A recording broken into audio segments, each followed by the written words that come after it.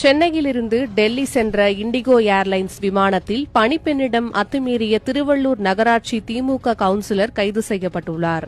சென்னையிலிருந்து கடந்த மாதம் 25ஆம் தேதி மாலை இண்டிகோ ஏர்லைன்ஸ் பயணியர் விமானம் டெல்லிக்கு புறப்பட்டது. அப்போது விமானத்தில் இருந்த 2 ஆண் பயணியர் மதுபோதையில் விமான பணிப்பெண்ணிடம் பிரச்சினையில் ஈடுபட்டுள்ளனர்.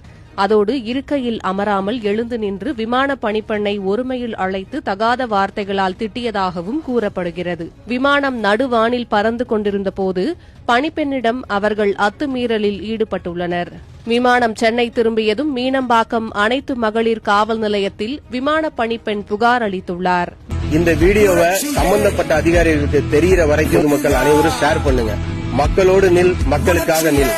உயிருள்ள வரை அண்ணன் தளபதி வழிகள். தாவேக எனும் 3 எழுத்தில் துவங்கிய புரட்சி 3ஆம் ஆண்டில் விசில் சின்னம் மூலம் வெற்றி எனும் 3 எழுத்து வரலாறு படைக்க காத்திருக்கும் நாளைய முதல்வர் தலைவர் விஜய் தலைமையில் தமிழகத்தை மீட்போம், வாக்களிப்பீர் விசில் சின்னத்தில். இவன் வழக்கறிஞர் SOP விஜய் மகாலிங்கம், மதுரை புறநகர் மேற்கு மாவட்ட செயலாளர்.